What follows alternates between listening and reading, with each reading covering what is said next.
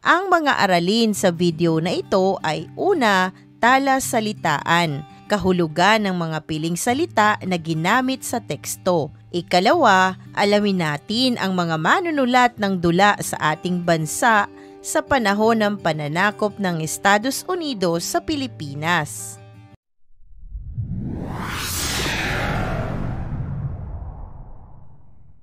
Narito na ang tala ng mga salita at kahulugan. Unang bilang, tinagurian, tawag, bansag, palayaw. Ikalawa, iskultor, nag-uukit o artist sa pag-uukit. Ikatlo, patnugot, responsable sa pag-aayos, pagre-review at pagpapalabas ng nilalaman sa isang aklat, pahayagan o magazine. Ikaapat, kasapi, nabibilang sa grupo, kabilang o kasama. Ikalima, pahintulot, permiso, pagpayag o pagsang-ayon. Ika-anim, naitanghal, naipalabas, naipakita. Ikapito, pakikisangkot, pakikiisa, pakikisali, pakikialam. Ikawalo, himagsikan, labanan o tunggalian. Ikasyam, nagtangka, sumubok o sinubukan. Ikasampu, mapanganib, delikado o magdudulot ng kapahamakan. Sa pagpapatuloy natin sa ating aralin, kilalanin natin ang mga manunulat ng dula sa Pilipinas sa panahon ng pananakop ng Estados Unidos sa ating bansa. Unang bilang, si Severino Reyes, nakilala bilang Lola Basyang. Siya ay tinaguriang ama ng Sarsuela. Ipinanganak noong 11 ng Pebrero, taong 1881 sa Santa Cruz, Maynila. Anak siya ng isang eskultor na si Rufino at ang kanyang ina ay si Andrea Rivera. Siya ay isang mahusay na direktor at manunulat ng dula. Si Severino Reyes ang naging unang patnugot ng liwayway na itinatag noong taong 1923. Dito na rin nagsimula ang Lola Basyang. Nagsilbi din siya bilang pangulo ng silid-aklatang bayan at ginawang kasapi ng ilaw at panitik. Sa edad na 41, siya'y nagsimula ng magsulat ng mga dula. Taong 1902, nang maisulat niya ang una niyang dula na pinamagatang RIP. Sa parehong taon, naisulat niya naman ang pinakatanyag niyang akda na Walang Sugat. Ang akdang ito rin ang simula ng ginintuang panahon ng Sarsuela sa bansa. Ang kanyang mga dula ay naitanghal sa teatro sa Maynila, pati na rin sa mga entablado sa kalapit na probinsya noong naitatag taong 1902, ang Gran Compañía de la Zarzuela Tagala. Naisa pelikula rin ang dulang Walang Sugat taong 1939 at taong 1957 at ang Mindamora noong taong 1929. Sinasabing ang Lola Basyang ay nalikha ng minsang sinabihan siya ng kanyang patnugot na wala ng materyales upang punuin ang isang maliit na espasyo sa isang pahina ng magazine. Kinailangan niyang magsulat ng isang kwento upang umabot sa takdang oras.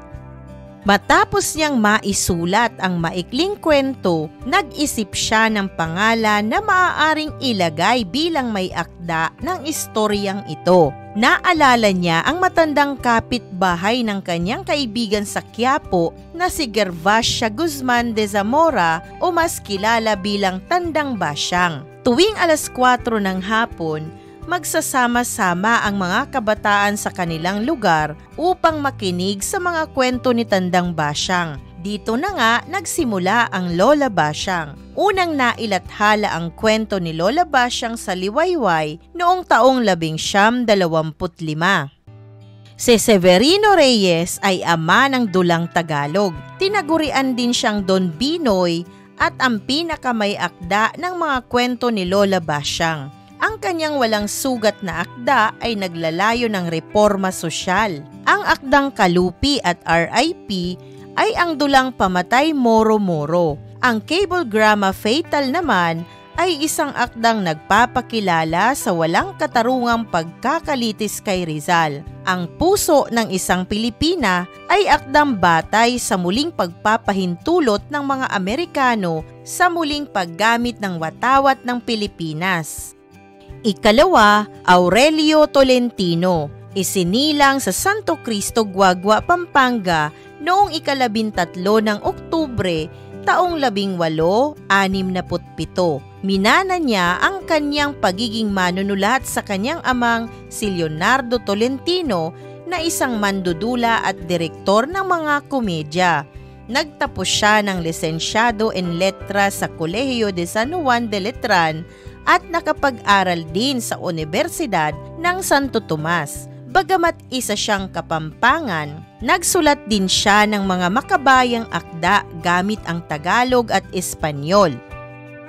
Personal niyang naging kakilala si Andres Bonifacio at maraming ulit siyang nabilanggo dahil sa kanyang pakikisangkot sa himagsikan noong taong 1876 at sa kanyang pagsusulat sa mga pahayagang La Independencia noong taong 1878 at sa La Patria noong taong 1879. Nagtangka rin siyang makipagtulungan sa revolusyonaryong si Artemio Ricarte at gumawa ng mga propaganda laban sa gobyerno ng Amerika sa Pilipinas. Mapanganib ang ginawa niyang ito dahil ang parusa sa mga lumalaban sa Amerika ay mahabang pagkakabilanggo kung hindi man kamatayan. Noong 14 ng Mayo taong 1903, itinanghal sa Teatro Libertad sa Maynila ang kanyang dulang Kahapon, Ngayon at Bukas, kung saan may eksena ng pagpunit sa watawat ng Amerika. Natakot ang aktor na gawin ang eksena dahil may mga Amerikanong nanunood, kung kaya si Aurelio Tolentino mismo ang gumawa ng pagpunit sa watawat ng Amerika. Dahil dito, kinasuhan ng sedisyon ang lahat ng nasa likod ng dula, ngunit inako ni Aurelio Tolentino ang kasalanan, kung kaya siya lamang ang nabilanggo hanggang taong 1912. Nang lumaya ay sumulat siya ng isang dula na pinamagatang Ang Bagong Kristo na tungkol sa pakikibaka ng mga manggagawa. Nagtatag din siya ng paaralang nagtuturo ng wika at panitikang Tagalog na tinawag na El Parnaso Filipino. Tunay na natatangi si Aurelio V. Tolentino bilang makabayang manunulat sa panahon ng pananakop ng mga Amerikano. Pumanaw siya noong 5 ng Hulyo taong 1915. Ikatlo, Julian Cruz Balmaceda. Siya ay isinilang noong 28 ng Enero taong 1885 sa Udyong, Bataan, ngunit lumaki siya sa Cavite. Siya ay kilalang makata, kritiko, mandudula, mananaysay, mangangatha at periodista ng kanyang panahon. Nag-aral siya ng sekundarya sa Cavite at sa Colegio de San Juan de Letran at Eskwela de Derecho naman kumuha ng kurso. Isa siya sa tagapagtatag ng Organisasyong Pampanitikan na Aklatang Bayan at naging ikalawang pangulo nito. Ang 3 panahon ng Tulang Tagalog ay kanyang pananaliksik sa Panulaang Tagalog noong taong 1938. Itinuturing itong klasiko. Ilan sa mga dulang sinulat niya ay ang Buhay ni Cordente o ang Sugat ng Puso noong taong 1879, Sapote noong taong 1906, Lunas at Lakas noong taong 1908, Tikbalang sa kaparehong taon, ang Budhi ng Manggagawa noong taong 1913 na ginawang Sigaw ng Katotohanan taong 1917 at ang Bunganga ng Pating noong taong 1921 at Dahil sa Anak. Hindi lamang dula ang kanyang akda, kundi nagsulat din siya ng maikling kwento gaya ng mga sumusunod. Hindi Ka Na Alipin, ang hampas lupa, ang palako na ginto at ang paraisong nawawala at ang nobelang Ang Tahanan na Walang Ilaw noong taong 1928 hanggang taong 1929 at Ang Taong Labas noong taong 1912. Ika-4, Juan K. Abad. Sinasabing si Juan Abad ay matalinong manlilimbag mula sa Sampaloc, Maynila. Isinilang siya noong taong 1875. Naisulat niya ang isang komedya na pinamagatang Senos de Mala Fortuna na may 6 na yugto noong siya ay 16 na taong gulang pa lamang. Itinanghal din ang nasabing akda sa Dulaang Arevalo noong taong 1875 sa Sampaloc. Sinunog niya ang mga aklat na naglalaman ng mga tuligsa sa pamahalaan at mga prailing Kastila na sinulat niya bago siya sumapi sa Katipunan. Noong taong 1878, naging kasapi siya ng La Independencia sa Malolos, Bulacan at ang La Republica Filipina sa San Fernando, Pampanga. Noong taong 1879, nagpalabas siyang muli sa isang pahayagan, ang Laong-Laan na naging dahilan upang siya ay dakpin at makulong sa loob ng 1 buwan. Pinababalik umaga't hapon sa military kasama ang pagbabanta na huwag nang sumulat muli. Ngunit nagsulat muli si Abad ng dula kasama sina Mariano Siquera at Honorio Lopez, ang La Juventud Filipina na naglayong paunlarin ang patriotikong drama at kontrahin ang komedya. Inimbestigahan ang ilang miyembro ng La Juventud kasama si Abad na inaresto rin dahil sa hindi nito pagsasagawa ng Oath of Alliance sa Estados Unidos. Ipinatapon siya sa Olongapo kasama si Honorio Lopez. Ang mga naging karanasan niya sa Olongapo ang naging materyales sa kanyang Manila Olongapo na itinanghal sa Teatro Surilla noong Hunyo taong 1901. Umani ng papuri at pagkilala si Abad dahil sa matagumpay na pagtatanghal ng kanyang Ang Tanikalang Ginto sa Teatro Libertad noong 7 ng Hulyo taong 1902. Taong 1903, 10 ng Mayo naman nang itanghal sa Batangas. Inakusahan siya ng sedisyon at nakulong si Juan K. Abad ng 2 taon at multang 2,000 dolyar. Isinulat niya ang punglo ng kaaway na itinanghal sa Teatro Rizal, Malabon noong 8 ng Mayo taong 1904 habang naghihintay siya ng desisyon sa kanyang kaso. Muli siyang dinakip na ilathala lamang niya ang Tanikalang Ginto noong taong 1907. Naging editor din siya ng Araw, ang journal ng Legionario del Trabajo. Sumapit ang taong 1928, ipinadala sa China para sa isang misyon. Hindi na siya nakauwi sapagkat nagkaroon siya ng problema sa kanyang pasaporte. Namatay siya noong ika-24 ng Disyembre taong 1932 sa Yemen. Ika-5, Hermogenes Ilagan. Siya ang tinawag na ama ng sarswelang Tagalog sa bansa. Naging tanyag ang kanyang sarswelang Dalagang Bukid. Ipinanganak siya sa Bigaa, Bulacan noong ika-19 ng Abril taong 1873. Pagkanta ang pinagkakaabalahan ni Ilagan noong siya ay bata pa. Siya ay may magandang tenor na tinig at naging pangunahing mang-aawit ng koro ng simbahan sa kanilang bayan. Taong 1902, inorganisa ni Ilagan ang Kompanya Liriko, Dramatica Tagala de Gatchalian y Ilagan. Naging Kompanya Ilagan kinalaunan, ang unang kumpanyang sarswela.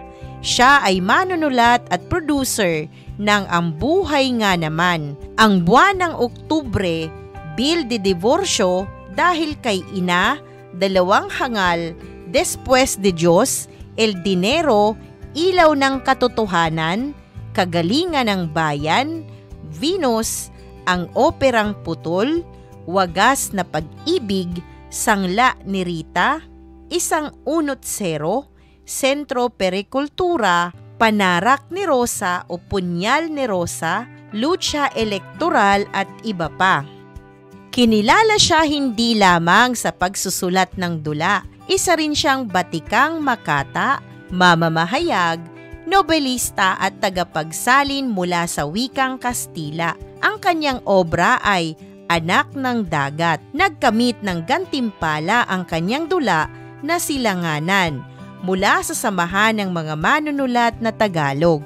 Ang Anak na Dalita at Tulisan ay dalawa lamang sa mga akda ni Patricio Mariano bilang makata naman. Ang dulang 3 yugto na trahedya na pinamagatang Lakang Bini ay sinulat din niya. Ito ay salaysay tungkol sa pagsapit ng mga Kastila sa Pilipinas. Ang ilan pang mga akda ay ang Sampagita, Dalawang Pag-ibig, Buhay Mandudula, Luhat Dugo, Buhay Dapo, Huwag Lang Lugi sa Puhunan at iba pa. Gumawa rin siya ng pangalan sa larangan ng Sarsuela. Ayon sa mga tala, nakapagsulat siya ng humigit kumulang 50 dula. Ikapito, Rolando Tinio. Siya ay isang Pilipinong makata, dramatista, tagasalin, direktor, tagapuna, manunulat ng sanaysay at guro. Isinilang siya sa Gagalangin, Tondo, Maynila noong 5 ng Marso taong 1937. Sinasabing siya ang imbentor ng Taglish sa panulaang Pilipino. Nakilala siya bilang mahusay na manunulat gamit ang wikang Ingles. Sumulat siya ng mga koleksyong pangmakata, puot at ritual, orange and ritual na nagwagi at ginawaran ito ng parangal sa pamantasan ng Pilipinas. Mula sa kanyang ideya ang pagtatanghal ng dula ang pang-eksperimento ng Ateneo. Siya ang pumili ng mandudula, ayos ng tanghalan at namahala rin sa mga kasuotan. Ang paglapat ng musika at iba pang tunog ay kanya na ring isinaayos. Ikawalo, Tomas A. Remigio, kasapi sa Katipunero at Bayani. Gumamit ng sagisag panulat na malingap at isa sa mga naging tagapayo ni Andres Bonifacio. Siya ay ipinanganak noong taong 1867. Ngunit dahil sa hindi pagkakaunawaan, umalis siya sa Katipunan at nagtatag ng sarili niyang organisasyon na Binhi ng Payapa na may layuning palayain ang mga mamamayan mula sa pagkakaalipin. Taong 1876 nang siya ay hulihin at ipinatapon sa Espanya. Nang makabalik sa Pilipinas taong 1879, nagpatuloy siya sa pagsusulat ng mga dula. Ilan sa mga nalikha niya ay Ang Huweteng, Mga Santong Tao, Luha ng Isang Ina at ang pinaka nakilala ng madla na Malaya. Ito rin ang sinasabing pinakamagandang makabayang dula noong panahon ng Amerikano sa bansa.